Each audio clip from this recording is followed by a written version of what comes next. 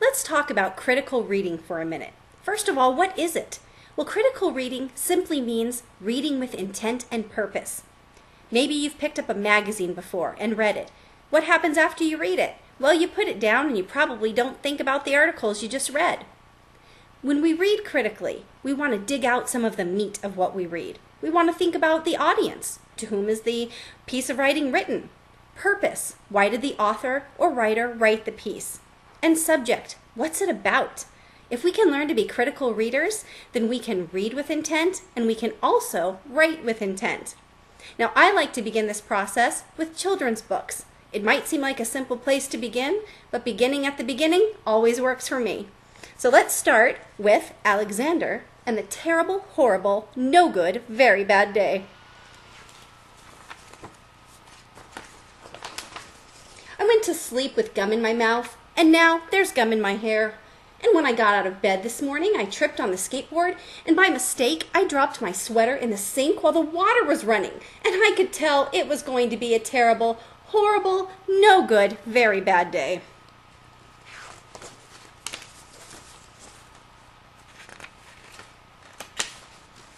At breakfast, Anthony found a Corvette Stingray car kit in his breakfast cereal box, and Nick found a junior undercover agent code ring in his cereal box.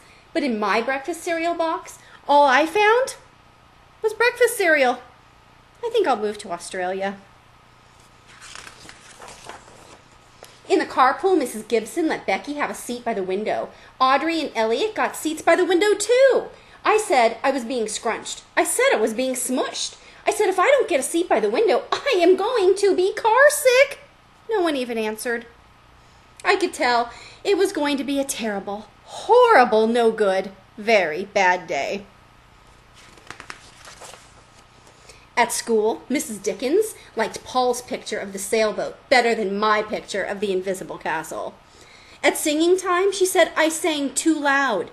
At counting time, she said I left out 16. Well, who needs 16? I could tell it was going to be a terrible, horrible, no good, very bad day. I could tell because Paul said I wasn't his best friend anymore.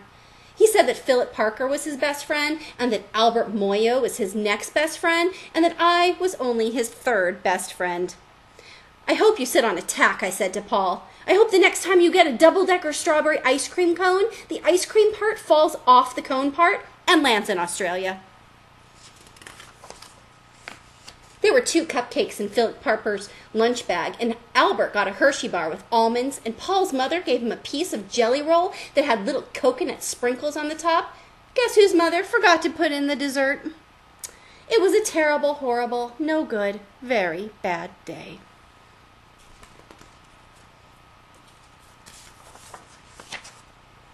That's what it was, because after school, my mom took us all to the dentist, and Dr. Fields found a cavity just in me. Come back next week and I'll fix it, said Dr. Fields. Next week, I said, I'm going to Australia. On the way downstairs, the elevator door closed on my foot, and while we were waiting for my mom to go get the car, Anthony made me fall to where it was muddy. And then when I started crying because of the mud, Nick said I was a crybaby. And while I was punching Nick for saying crybaby, my mom came back with the car and scolded me for being muddy and for fighting. I'm having a terrible, horrible, no good, very bad day, I told everybody.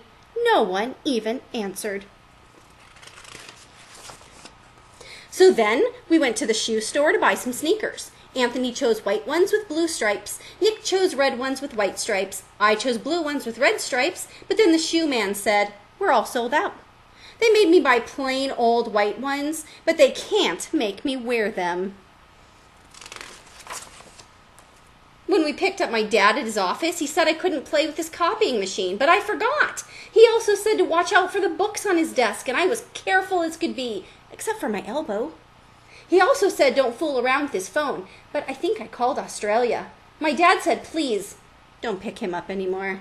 It was a terrible, horrible, no good, very bad day. There were lima beans for dinner, and I hate limas. There was kissing on TV, and I hate kissing. My bath was too hot. I got soap in my eyes. My marble went down the drain. I had to wear my railroad train pajamas. I hate my railroad train pajamas. When I went to bed, Nick took back the pillow he said I could keep, and the Mickey Mouse nightlight burned out and I bit my tongue. The cat wants to sleep with Anthony, not with me. It's been a terrible, horrible, no good, very bad day. My mom says some days are like that.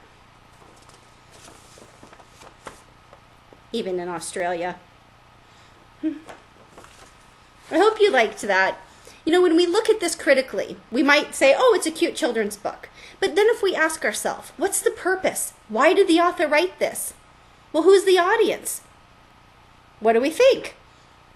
Did this writer write this for kids? Because can all kids relate to the idea of a very bad day? I'm thinking a lot of us grown-ups could relate to it also.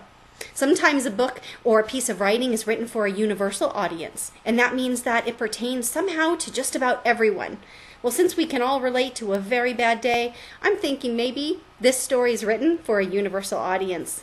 Now, why did the author write this book?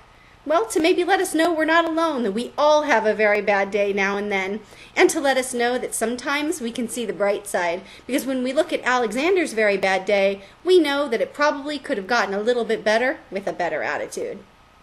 Finally, what's the subject? Well, we know the subject is clear in this piece. It's about Alexander's very bad day. But if you're reading an essay, how might you find the subject? Well, look for the thesis. Look for that final sentence in the first paragraph that hopefully tells you what the rest of the essay will be about. Whatever you read, have confidence in your ideas. Be able to look at what you're reading and find areas within the text that support your ideas.